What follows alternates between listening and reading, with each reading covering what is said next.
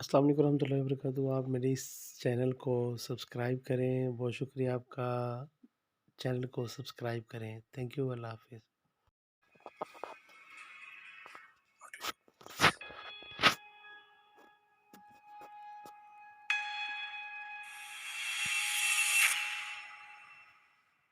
شیزا، بیٹا میسم کہاں چلا گیا؟ اور ممی وہ کہہ کے گئے تھے کہ دوستوں کی طرف جا رہا ہوں، گھنٹے تک آ جاؤں گا، شاید لیٹ ہو گئے۔ سنیں نا پلیز، یہ سالڈ پاس کرنا۔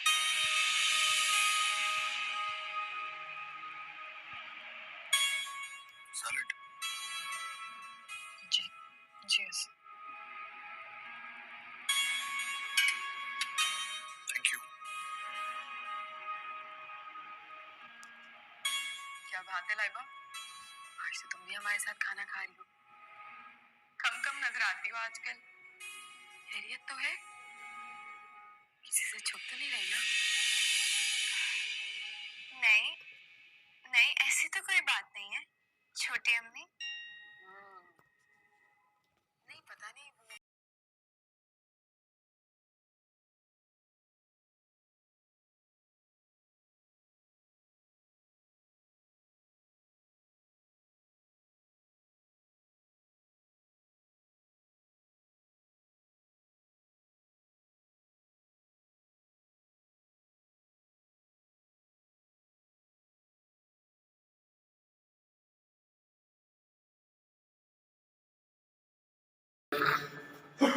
سب مل کر پڑھیں، الصلاۃ والسلام علیک یا سیدی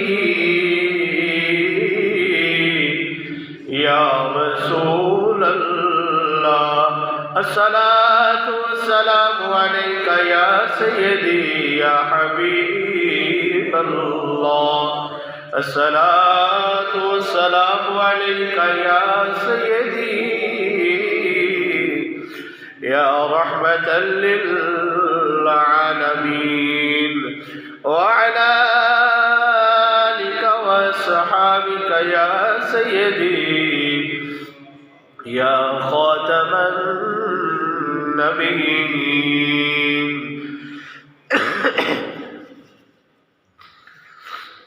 اللہ رب العزت کی حمد و ثنا حضور نبی کریم رؤوف الرحیم خاتم النبیین صلی اللہ تعالی علیہ وآلہ وسلم کی پاک بارگاہ میں ہدیہ درود و سلام عرض کرنے کے بعد اللہ خالق کائنات کی پاک بارگاہ میں التجا ہے کہ آج کی ہماری اس حاضری کو شرف قبولیت عطا فرمائے۔ آج کے اس مقدس سید الایام جمعۃ المبارک کا صدقہ اللہ تعالی سب کی پریشانیوں کو دور فرما کر ہم سب کے لیے آسانیاں پیدا فرمائے۔ آج کی ہمارے موضوع جس پر ہم بات کرنے جا رہے ہیں کہ ہم اپنا مال کہاں خرچ کریں گے، جس کے لیے قرآن مجید فرقان حمید میں آیا مبارکہ کا کچھ حصہ میں نے انتخاب کیا، قل انما اموالکم و اولادکم فتنہ، کہ بے شک اللہ فرما رہا ہے کہ محبوب آپ فرما دو کہ یہ مال اور اولاد تمہارے لیے فتنہ ہے۔ یہ مال اور اولاد فتنہ تب بنیں گے جب مال کو اچھی جگہ خرچ نہیں کیا جائے گا، اور اولاد فتنہ تب بنتی ہے جب اللہ اور اس کے رسول کے بتائے ہوئے طریقوں سے ہٹ کر اگر وہ عمل کرے گی تو پھر وہ اولاد وہ فتنہ بنتی ہوئی ہمیں نظر آتی ہے۔ اگر ہم اپنے مال کو دین کی سربلندی کے لیے جس جگہ دین کو ضرورت ہو اس جگہ یا جس جگہ دین نے حکم دیا ہو اپنے مال کو ہم خرچ کریں گے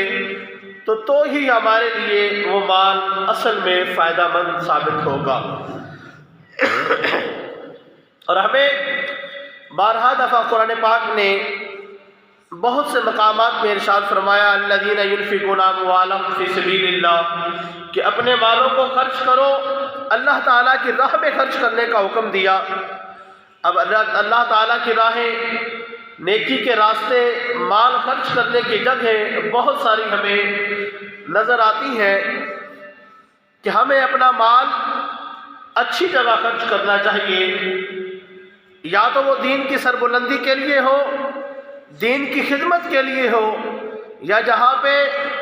ہمارے مال سے دین کو بڑھنا نظر آ رہا ہو تو ہمیں چاہیے کہ اپنے مال کو ایسی جگہ خرچ کرنا چاہیے۔ اور یہ مال و دولت، انسان پوری زندگی اپنا مال کماتے کماتے دنیا سے چلا جاتا ہے، حتیٰ کہ ہرس اتنی مال کی کہ قبر تک مال کی ہرس بندے کو پہنچا دیتی ہے، لیکن مال سے انسان کا پیٹ بھرتا ہوا کبھی نظر نہیں آتا ہے۔ الہاکم التکاثر حتی زرتم المقابر، کہ وہ بندہ جو مال کرتا ہوا قبروں تک پہنچ جاتا ہے، مال کی ہرس سے وہ قبروں تک پہنچ گیا، لیکن مال کی ہرس اس کی کبھی ختم نہیں ہوئی۔ محبوب علیہ السلام ارشاد فرماتے ہیں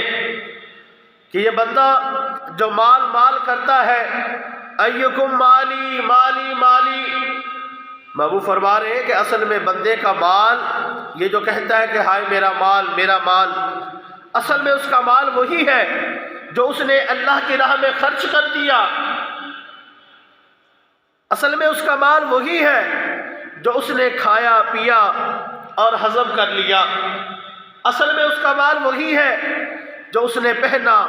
اور پہن کر بوسیدہ کر دیا۔ اور تیسرا مال اس کا وہی ہے جو اس نے اللہ کی راہ میں صدقہ و خیرات کر دیا۔ اور ان مال و دولت سے زیادہ بڑھ کر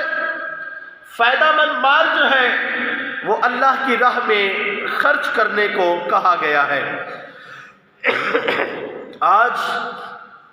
کسی کے پاس موٹر سائیکل ہے تو اس کی خواہش یہی ہے کہ میں اتنا مال و دولت جمع کروں کہ گاڑی تک پہنچ جاؤں۔ اگر گاڑی والا ہے تو وہ کہتا ہے کہ میں اتنا مال و دولت خرچ جمع کروں کہ میں ایک کے بدلے بڑی گاڑی لے سکوں۔ پھر بڑی گاڑی سے گاڑیاں تک بات پہنچ جاتی ہے، پھر مکان سے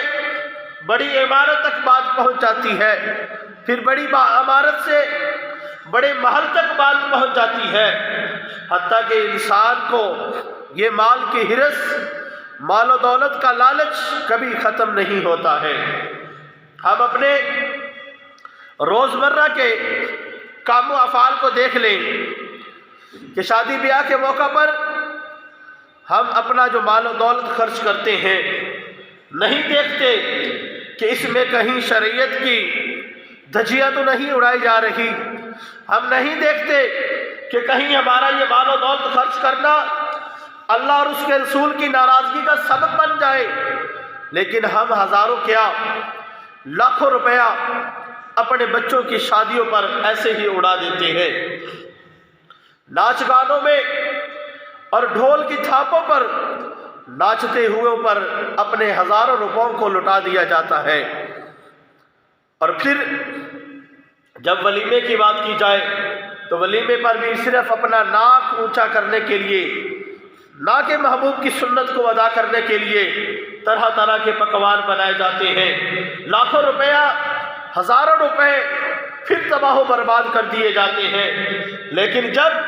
اسی شادی بیاہ میں ایک ایسا موقع بھی آتا ہے کہ جہاں وہ پیسے،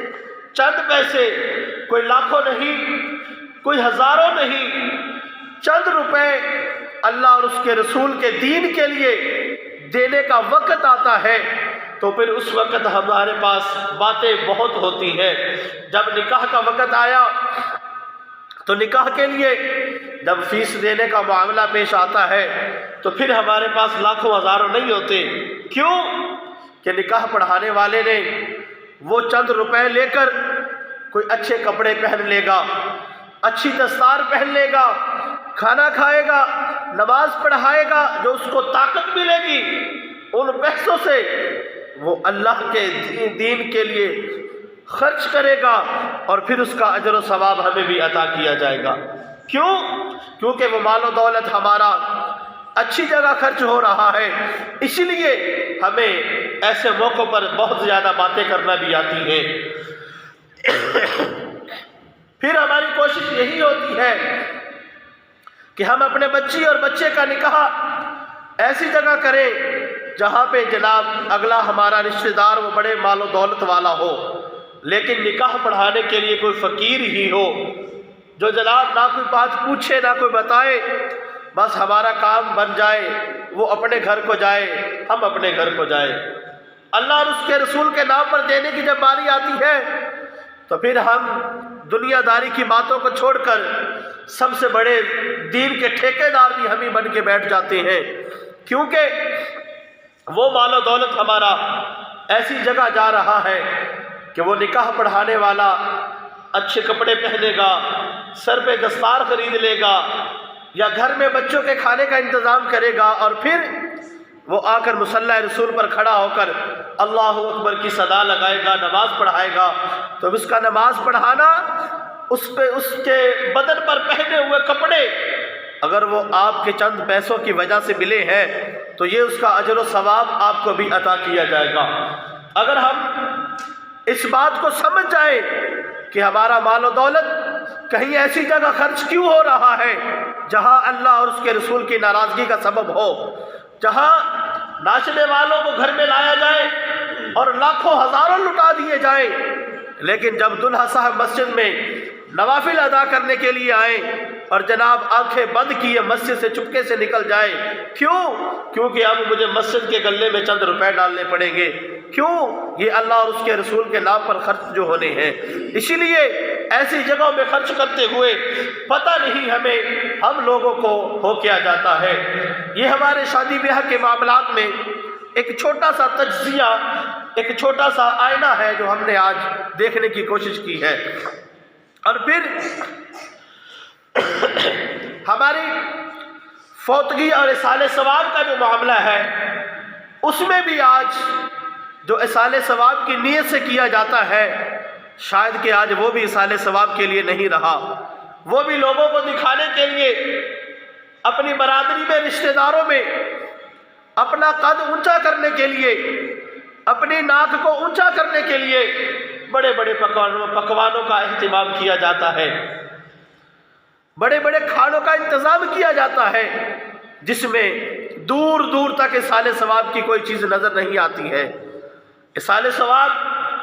جو اللہ اور اس کے رسول نے ہمارے لیے حکم دیا، دعا مانگنا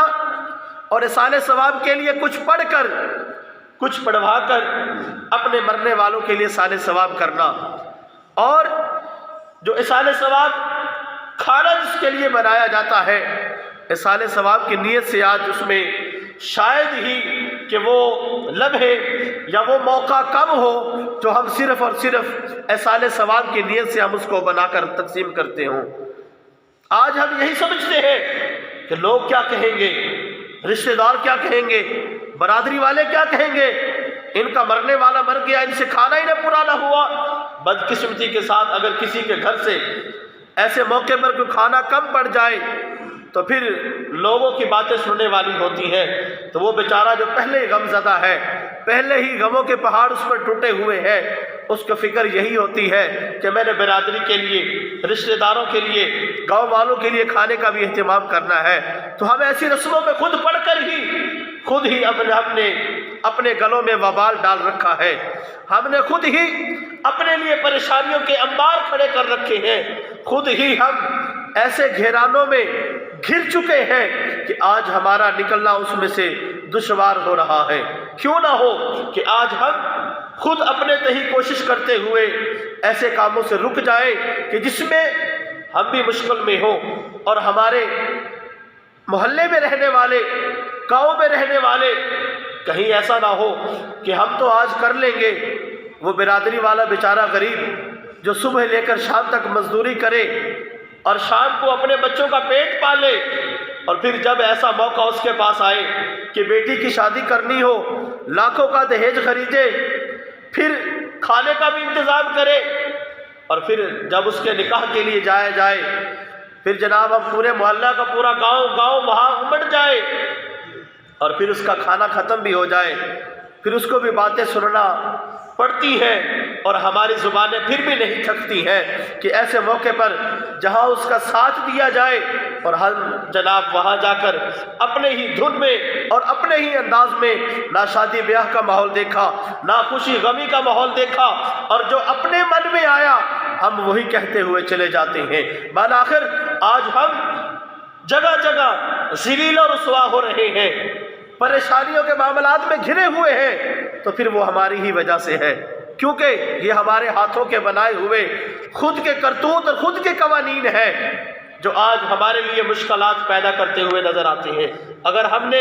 اللہ اور اس کے رسول صلی اللہ علیہ وسلم کے بتائے ہوئے طریقوں پر عمل کیا ہوتا تو آج یہ ہماری شادیاں ہمارے لیے بربادیاں نہ بنتی، آج یہ ہمارے لیے غموں کے ماحول جو ہے وہ اور غمگین نہ ہوتے۔ اگر ہم شادی بھی کرتے اللہ اور اس کے رسول صلی اللہ علیہ وسلم کے بتائے ہوئے طریقوں کے مطابق کرتے تو اللہ اس میں بھی برکت ڈالتا اور ہمارے لیے آسانیاں پیدا ہو جاتی۔ آج ہم اصال ثواب کرتے ہیں تو اصال ثواب کا جو طریقہ کار ہے اس پر عمل کرتے ہوئے اپنے مرحومین کے لیے دعائیں مغفرت کرتے، کچھ خرچ کرتے، کچھ اللہ کی راہ میں وقف کرتے، تو پھر ہی ہمارے ان مرنے والوں کو جو فائدہ پہنچتا ہے اصل میں حقیقی معنی پر وہی فائدہ ہے۔ حضرت سعد بن عبادہ رضی اللہ تعالی عنہ صحابی رسول، آپ کے باپ بھی صحابی ہیں۔ جب آپ کی والدہ محترمہ کا حضرت عبادہ رضی اللہ تعالی عنہ کی بیوی کا انتقال ہوتا ہے تو حضرت سعد اس وقت وہاں اپنے گھر میں موجود نہیں تھے، کسی اور جگہ کے کام کاج کے معاملے میں وہ کہیں گئے ہوئے تھے۔ جب واپس آئے تو آ کر رسول اللہ صلی اللہ علیہ وسلم کی پاک بارگاہ میں عرض کی، یا رسول اللہ صلی اللہ علیہ وسلم کہ میری ماں کا جب انتقال ہوا تو میں اس وقت یہاں اپنی ماں کے پاس موجود نہیں تھا، تو میں آج اپنی ماں کے لیے کچھ خرچ کرنا چاہتا ہوں، کچھ وقف کرنا چاہتا ہوں، اصال ثواب کی نیت سے اگر میں کچھ خرچ کروں یا رسول اللہ اس کا ثواب میری ماں تک پہنچ جائے گا یا نہیں پہنچے گا؟ محبوب نے فرمایا کہ اے سعد، تو اپنی ماں کے نام سے اصال ثواب کی نیت سے جو کچھ بھی خرچ کرے گا اللہ تعالیٰ اس کا اجر و ثواب تیری ماں کو عطا فرمائے گا۔ پھر عرض کرتے ہیں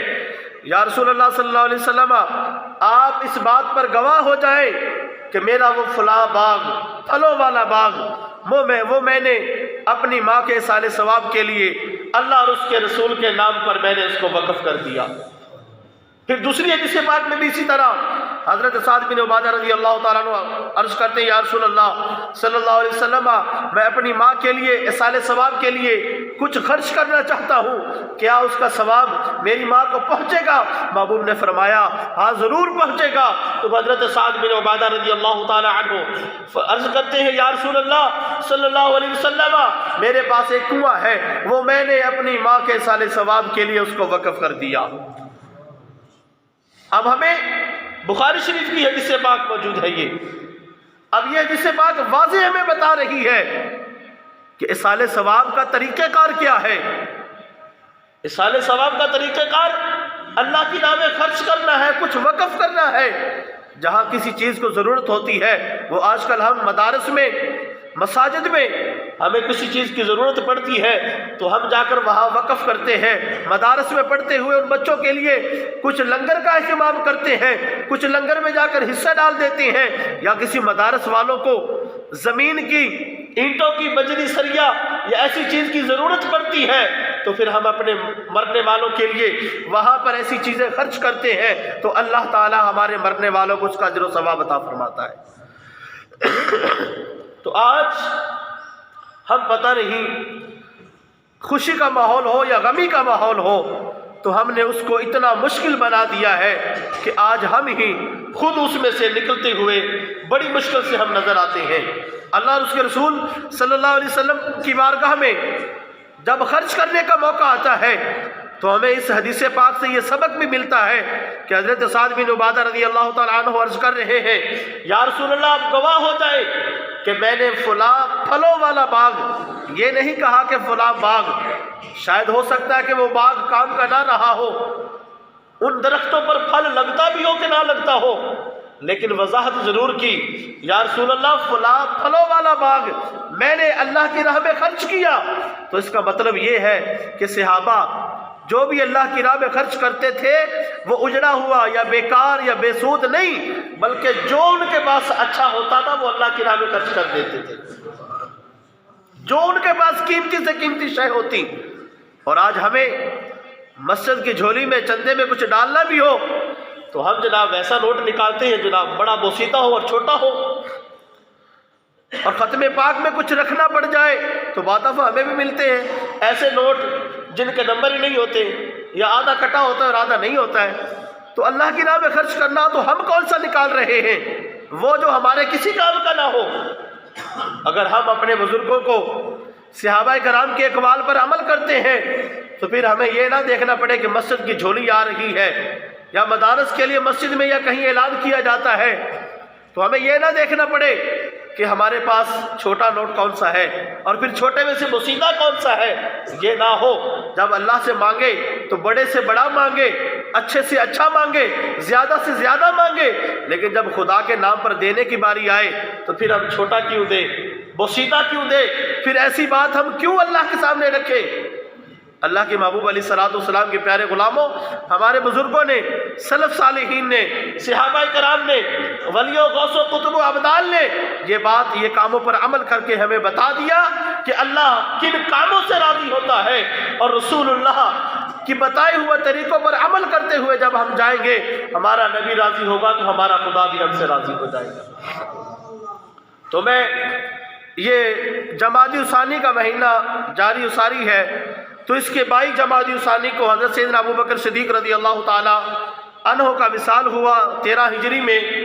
تو ان کا بھی تذکرہ کرتے ہوئے ساتھ میں چلتے ہیں۔ اللہ ان کے درجات بلند فرمائے۔ جب محبوب علیہ الصلوۃ والسلام نے ارشاد فرمایا، اے میرے صحابہ، دین اسلام کو تمہارے مال کی ضرورت ہے، دین اسلام کو تمہارے مال کی ضرورت ہے، تو صحابہ کرام جتنا کسی کے پاس کچھ تھا وہ سب کچھ انہوں نے لا کر اللہ کے پیارے محبوب علیہ الصلوۃ والسلام کے قدموں میں آ کر ڈھیر کر دیا۔ اب ایک بات جو میں یہاں عرض کرنا چاہتا ہوں، ایک بندہ لاکھوں روپے اس کے پاس ہیں اور ان لاکھوں روپوں میں سے وہ چند ہزار روپے وہ اللہ کی راہ میں خرچ کرتا ہے، لاکھوں میں سے ہزاروں خرچ کرے۔ ایک بندہ ایسا ہے جو محنت مزدوری کرتا ہے، دن بھر جو کماتا ہے وہ شام کو اپنے بچوں پر خرچ کر ڈالتا ہے۔ اب ایک بندہ یہ ہے کہ یہ غریب بندہ جب خرچ کرے تو اپنا آدھا مال خرچ کر دے، یعنی کہ دن میں اگر اس نے 1000 روپے کمائے تو اس میں اس نے 500 روپے اللہ کی راہ میں خرچ کر دیے، 600 روپے یا 700 روپے خرچ کر دیے۔ اب ایک بندہ وہ ہے جس کے پاس مال و دولت تو لاکھوں کروڑوں کے حساب سے ہے، لیکن وہ ہزاروں خرچ کر رہا ہے، تو ان میں سے بہتر کون ہے؟ ان میں سے بہتر وہ نہیں جو لاکھوں میں سے ہزاروں خرچ کرے، بلکہ ان میں سے بہتر وہ ہے جو 1000 روپے کمانے کے باوجود اس میں سے 500 یا 600 خرچ کر دیتا ہے۔ اس کی وجہ یہ نہیں کہ اس نے کم خرچ کیا، بلکہ اس کی وجہ یہ ہے کہ اس کو اللہ تعالیٰ نے جتنا عطا کیا تھا اس نے اپنے آدھے سے زیادہ خرچ کر دیا ہے، اپنا آدھے سے زیادہ مال خرچ کر دیا ہے۔ تو یہی بات ہے، سیدنا ابو بکر صدیق رضی اللہ تعالی عنہ اپنے گھر میں جاتے ہیں اور اپنے گھر کا سارا مال اٹھا کر اللہ کے محبوب علیہ الصلوۃ والسلام کے قدموں میں ڈال دیتے ہیں، اور گھر میں دیوار پر ہاتھ لگا کر دیکھتے ہیں کہ کوئی سوئی یا کوئی ایسی چیز باقی نہ رہ گئی ہو جو اللہ کے محبوب علیہ الصلوۃ والسلام نے فرمایا ہے۔ آج سارے کا سارا مال اللہ کے محبوب علیہ الصلوۃ والسلام کے حکم پر سارے کا سارا مال اللہ کی راہ میں خرچ کر دیا۔ سیدنا عمر فاروق رضی اللہ تعالی عنہ اپنے گھر کا آدھا مال لے آتے ہیں کہ آج میں تو ابو بکر صدیق کی بڑی نیکیاں ہیں محبوب علیہ الصلوۃ والسلام کی بارگاہ میں، آج میں ایسی نیکی کرتا ہوں کہ سیدنا صدیق اکبر رضی اللہ تعالیٰ عنہ سے آگے بڑھ جاؤں گا۔ لیکن جب آ کر بتایا، محبوب نے پوچھا بھی کتنا مال لائے ہو، کتنا مال لائے ہو؟ جب سیدنا ابو بکر صدیق رضی اللہ تعالیٰ عنہ نے فرمایا نا کہ یا رسول اللہ میں تو سارا کچھ اٹھا کے لے آیا ہوں، محبوب نے فرمایا کہ اپنے بچوں کے لیے بھی کچھ چھیڑ دینا تھا۔ عرض کرتے ہیں یا رسول اللہ میرے اور میرے بچوں کے لیے میرا خدا اور میرا مصطفیٰ ہی کافی ہے، میرا مصطفیٰ ہی کافی ہے۔ سیدنا عمر فاروق رضی اللہ تعالیٰ عنہ کہتے ہیں کہ میں اپنے گھر کا آدھا مال خرچ کرنے کے لیے لایا تھا، میں تو یہ سمجھا تھا کہ ابو بکر صدیق تھوڑا سا مال لائیں گے اور میں آدھا مال لے آیا ہوں، میری نیکی زیادہ ہو جائے گی، لیکن آج مجھے پتہ چل گیا ہے کہ اس کائنات میں سارے بندوں میں سے، سارے انسانوں میں سے انبیاء کے بعد اگر کوئی افضل البشر ہے تو ابو بکر صدیق کی ذات ہے۔ حضرت ابو بکر صدیق کی ایسی ایسی نیکیاں جو کسی اور صحابی کی نہیں ہے۔ سب سے بڑی نیکی سیدنا عمر فاروق رضی اللہ تعالیٰ عنہ کہا کرتے تھے نا کہ ابو بکر میری زندگی کی ساری نیکیاں لے لو، لیکن وہ غار والی نیکی جو ہے، جو مصطفیٰ علیہ الصلوۃ والسلام کے چہرے کو دیکھنا تھا، وہ نیکی، وہ مجھے ایک نیکی ایک رات کی دے دو۔ تو محبوب علیہ الصلوۃ والسلام کے پیارے پیارے صحابی سیدنا ابو بکر صدیق رضی اللہ تعالیٰ عنہ نے اپنا سارے کا سارا مال اللہ کی راہ میں خرچ کر کے ہمیں یہ بتا دیا کہ جب دین اسلام یا اللہ اور اس کے رسول کے نام پر خرچ کرنے کا موقع ہے تو پھر یہ نہ دیکھو کہ تھوڑا کیا ہے، زیادہ کیا ہے یا نہیں ہے۔ اس صحابی کی بھی کہانی ہم نے سنی ہے، اس کا بھی واقعہ سنا ہے کہ انہی میں سے صحابہ کرام میں سے ایک صحابی جو دن بھر مزدوری کرتے ہوئے 2 کلو کھجوریں جمع کر کے لاتا ہے اور رسول اللہ کی بارگاہ میں پیش کرتا ہے۔ محبوب علیہ الصلوۃ والسلام نے وہ کھجوریں اٹھا کر جو مسجد نبوی شریف میں غلوں کے ڈھیر لگے ہوئے ہیں، ان غلوں پر کھجوریں گرا کر فرمایا، اے میرے صحابہ سن لو، جتنا اجر و ثواب اتنے ڈھیروں کے بدلے میں تمہیں عطا کیا جائے گا، اس اکیلے صحابی کو یہ 2 کلو کھجوریں خرچ کرنے کے بدلے میں عطا کیا جائے گا، کیونکہ ان کے پاس مال و دولت نہیں۔ انہوں نے یہ سوچا کہ میرے محبوب نے فرمایا ہے تو میں اس کام سے پیچھے نہ رہ جاؤں، جا کر محنت مزدوری کی اور مزدوری کے بدلے میں جو کچھ ملا وہ لا کر اللہ کے رسول صلی اللہ علیہ وسلم کے نام پر آ کر خرچ کر دیا۔ تو ہمیں آج اپنے ایسے مواقع پر غور کرنا چاہیے، فکر کرنی چاہیے کہ شادی بیاہ کا معاملہ ہو، خوشی غمی کا یا کوئی بھی معاملہ ہو تو ہمیں ایسے کام کرنے چاہیے جس میں ہمارا اللہ بھی راضی ہو اور ہمارا مصطفیٰ بھی ہم سے راضی ہو۔ جب ہم ایسے کام کریں گے اور قرآن کے مطابق ایسے کام کریں گے تو پھر قرآن کی برکتیں، رسول اللہ صلی اللہ علیہ وسلم کی نظر عنایت سے جب ہم پر اللہ کی رحمتیں برسیں گی تو پھر دیکھیں گے کہ ہماری پریشانیاں کس طرح ختم ہوتی ہیں۔ پھر ہماری یہ امت مسلمہ جو آج ہر طرف سے پریشانی کا شکار ہے، پھر یہ پریشانی کا شکار نہیں رہیں گے۔ وہ معزز تھے زمانے میں مسلمان ہو کر، ہم خوار ہیں تارک قرآن ہو کر۔ آج ہم نے قرآن کا دامن چھوڑا، مصطفیٰ اور مصطفیٰ کے غلاموں کا دامن چھوڑا ہے تو آج ہم جگہ جگہ پریشان ہیں، جگہ جگہ ذلیل و رسوا ہو رہے ہیں۔ ہمیں بھی چاہیے کہ ہم قرآن کے دامن کو مضبوطی سے پکڑ لیں اور رسول اللہ کے ان پیارے صحابہ کرام کا دامن مضبوطی سے پکڑ لیں۔ جب ان کو پکڑ لیں گے تو پھر قرآن ہمارے لیے کیا کہہ رہا ہے، یا ایھا الذین آمنوا اتقوا اللہ وکونوا مع الصادقین، اے ایمان والو اللہ سے ڈرو اور سچوں کے ساتھ ہو جاؤ، سچوں کے ساتھ ہو جاؤ۔ اللہ کے جو نیک بندے ہیں ان کے ساتھ ہمیں جمع ہونے کا، مل بیٹھنے کا حکم ہوا ہے۔ اللہ پاک ہم سب کو عمل کی توفیق عطا فرمائے، جو کہا گیا ہے اس پر بھی اللہ پاک ہم سب کو عمل کی توفیق عطا فرمائے۔